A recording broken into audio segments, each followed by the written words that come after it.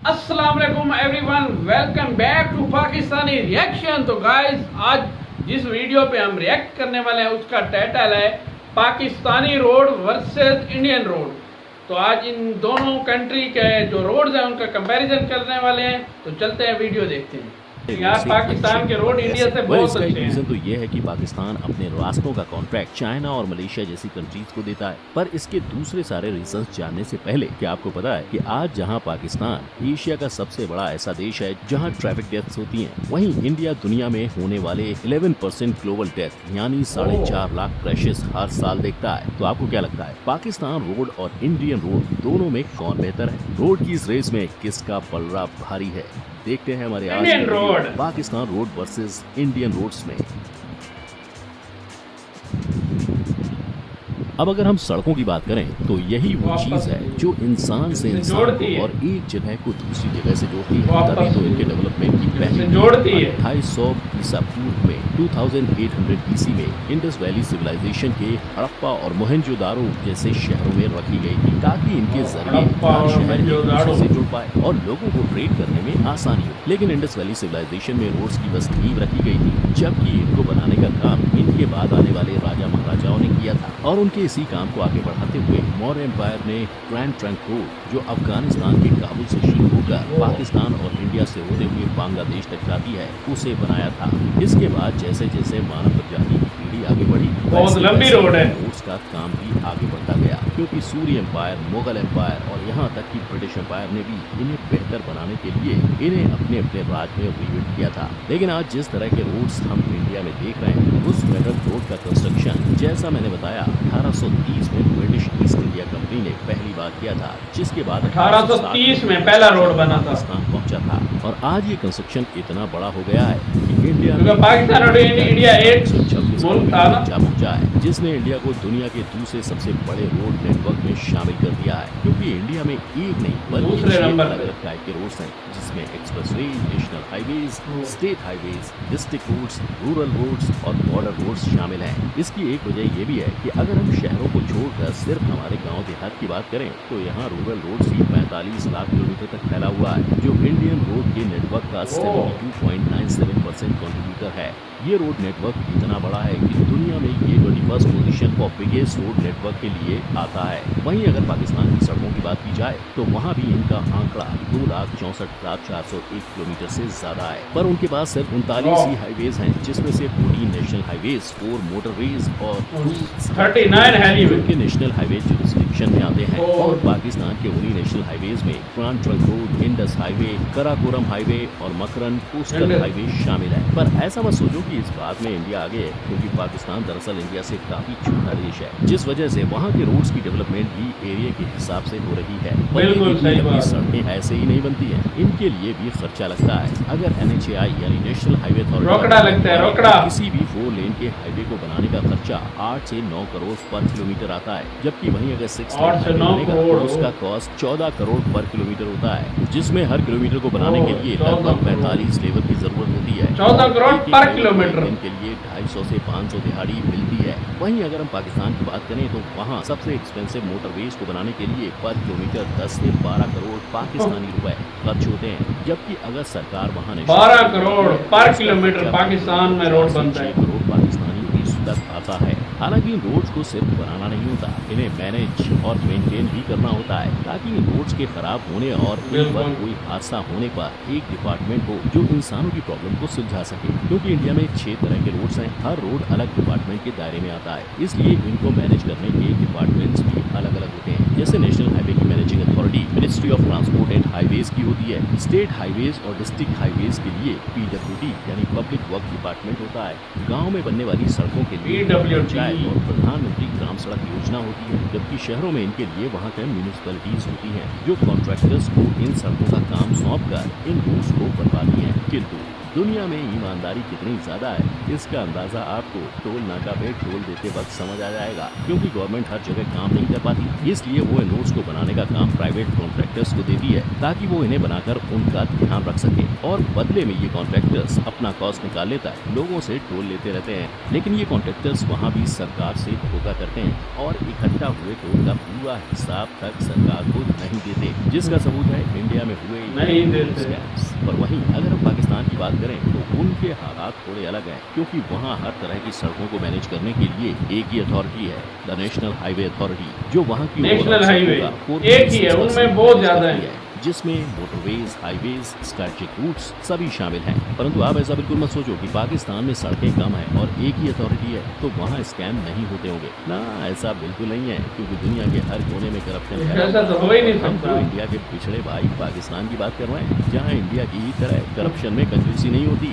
आप देखते हैं कि दोनों ही देशों की सड़कों में ज्यादा ग्रोथ किसकी है। तो अगर हम ग्रोथ की बात करें तो दोनों देशों की आबादी और उनकी जरूरत के हिसाब से रोड्स के परसेंटेज भी इंडिया में बढ़ रहा है। तभी तो जो 2015-16 में नेशनल हाईवेज इंडिया की टोटल सड़कों में 1.80% थे, वो फिलहाल बढ़कर 2.51% हो गए, और ठीक ऐसे ही बढ़त गांव और उनके डिस्ट्रिक्ट में भी हुई है, जिनका परसेंटेज 2015-16 में 10.03% था और आज 10.17% हो चुका है। साथ ही प्रधानमंत्री ग्राम सड़क विकास योजना ने तो इन डिस्ट्रिक्ट रोड्स की ग्रोथ का आंकड़ा 70.23 से 72.97 पर कर दिया है। हालांकि ये विकास हर तरह की सड़क में नहीं हो रहा है, क्योंकि कई जगहों पर स्टेट हाईवेज को नेशनल हाईवेज से मिलाया जा रहा है ताकि लोगों की जरूरत और उनके टैक्स पे इसका असर नहीं दिखे। इसके अलावा अगर आप अपने गली मोहल्ले के गड्ढों को देखकर निराश हो रहे हैं तो मत होइए, क्योंकि इन रोड्स का क्वालिटी इंडेक्स कुछ और ही बयान करता है। यानी इंडिया की क्वालिटी इंडेक्स 141 कंट्रीज के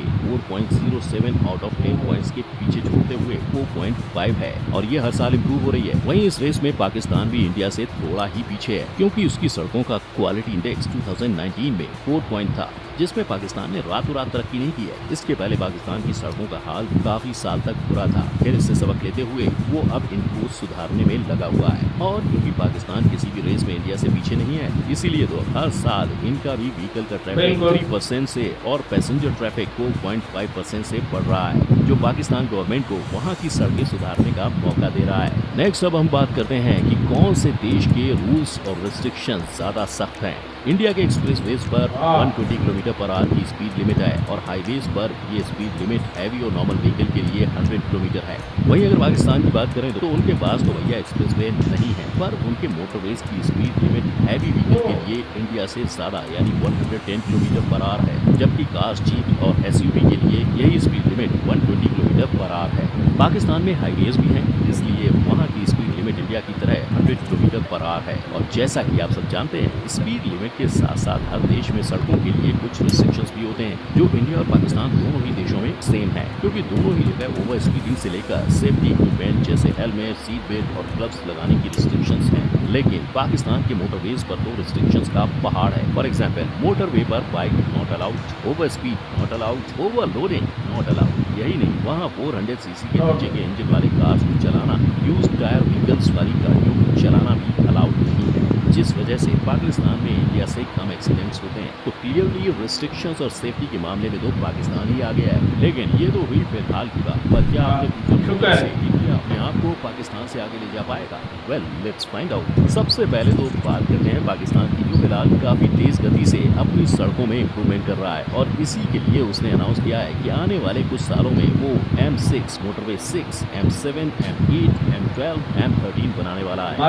से कुछ की तो शुरू भी हो चुका है। और रहा सवाल इंडिया के मेगा प्रोजेक्ट्स का, तो इंडिया में फिलहाल 12 प्रोजेक्ट सिर्फ एक्सप्रेसवे के चल रहे हैं, जिसमें 1047 किलोमीटर का गंगा एक्सप्रेसवे, 766 किलोमीटर का मुंबई नागपुर एक्सप्रेसवे और कुछ 11 हाईवेज के प्रोजेक्ट्स भी शामिल हैं। सिर्फ इतना ही नहीं, इसके अलावा इंडिया में 1380 किलोमीटर के साथ दुनिया के सबसे बड़े हाईवे दिल्ली मुंबई एक्सप्रेसवे को भी 98,000 करोड़ के साथ मार्च 2023 तक बनाने का प्लान पास हुआ है। हालांकि इन बड़े फ्यूचर प्रोजेक्ट्स के बाद भी दोनों कंट्रीज के एक्सीडेंट केस कुछ और ही बयां करते हैं, क्योंकि इंडिया में सिर्फ 2013 में 1,37,000 लोग एक्सीडेंट्स में मारे गए थे। अगर हम इंडिया द्वारा लड़े गए 4 युद्धों में शहीदों की गिनती करें तो वो 8,000 के करीब है, यानी युद्ध से ज्यादा हमारे देश में लोग रोड एक्सीडेंट में मारे जाते हैं। वहीं अब अगर हम 2018 के डेटा को देखते हैं तो उसके मुताबिक इंडिया में हर 1 लाख की पॉपुलेशन पर 23.87% डेथ रेट है और पाकिस्तान में ये आंकड़ा 17.12% था, जिसके चलते पाकिस्तान 2019 में एशिया का वो देश था जहां सबसे ज्यादा ट्रैफिक एक्सीडेंट डेथ हुई थी।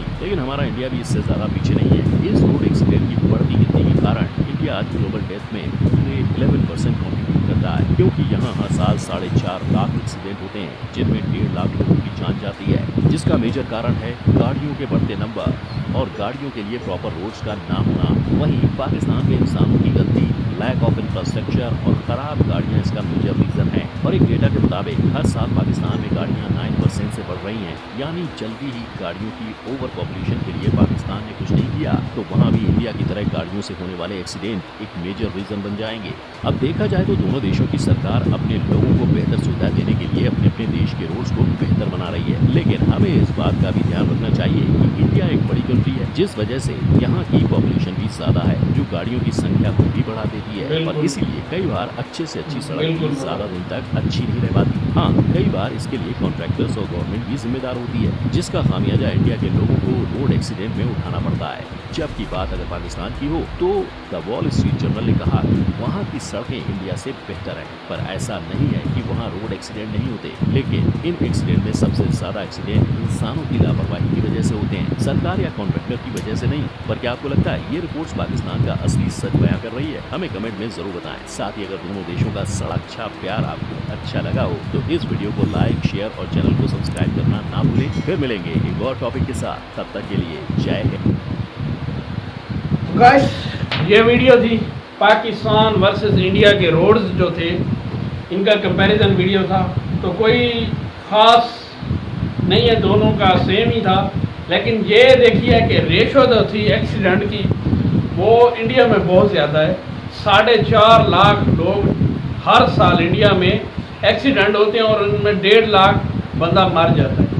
तो एक तो उनकी रीज़न ये है कि उनकी आबादी बहुत, पॉपुलेशन बहुत ज़्यादा है, इसलिए उनकी गाड़ियाँ भी ज़्यादा हैं।